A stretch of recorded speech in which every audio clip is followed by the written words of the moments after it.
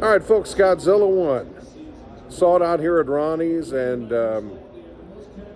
what a film. I mean, if you're a Godzilla fan, this was special. The plot was fantastic, taking you back to World War II and the years immediately after World War II in Japan, and really a story bigger than Godzilla. Yeah, you could say in World War II, Japan, and this was Japan looking inward through history, was a culture of death. Kamikaze pilots being one example of that. No surrender. Death before dishonor. And this really was kind of a joy of discovery of life matters, and life is something to be cherished and celebrated and fought for. And Godzilla comes in. Godzilla is special, and here Godzilla has just the physical capabilities of an athlete. We're used to Godzilla being this no hip flexibility, just kind of stumbling on everything, and he's got a little fire cannon in his throat. Here Godzilla, he doesn't like someone shooting a gun at him. He takes it personally.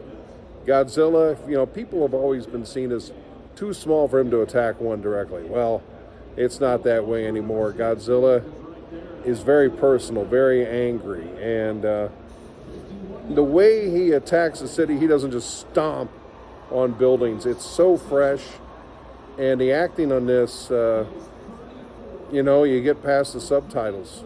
You get past the cultural barriers, and the acting was outstanding. This was not mail-it-in cheesy sci-fi. It's the 70th anniversary of Godzilla, and they took this seriously. Just special. And they really did weave that. What do we do? We're Japan, and we're a warrior culture, but we're defenseless. We've been disarmed.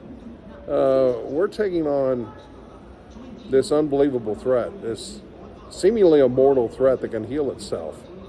And the thing that stood out to me is, was a classic example of the Japanese people learning to fight smarter, not harder. And anyway, special film. The acting, there was a woman by the name of Noriko, which she just won me over. Just special. The main character, a failed kamikaze pilot, to me is the perfect center of the plot device in this movie. I won't say any more than that. But the Godzilla effects, the sound of his monstrous feet hitting the ground, it's special. We get Godzilla, but we don't get a lot of Godzilla cliches.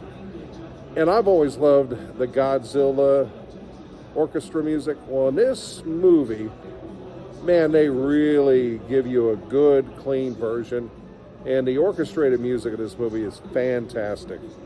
But it's well executed. And if World War II, it's real easy to just say, okay, here are the Axis powers, the bad guys, Allies, the good guys. But there were people who didn't choose that war behind the lines. There were people who were not fans of Hitler who were in Germany, and then certainly in Japan, they thought their leader was a god. So that's even more problematic. But really catches some dynamic, brings history into it, a much deeper plot than you'd expect from a Godzilla movie. So I thought it was special. Check it out, Godzilla -1. An absolute sellout where I was at. Now it's down to a few theaters, but here at the Ronnie's 20 in South St. Louis County, they actually expanded the number of showings.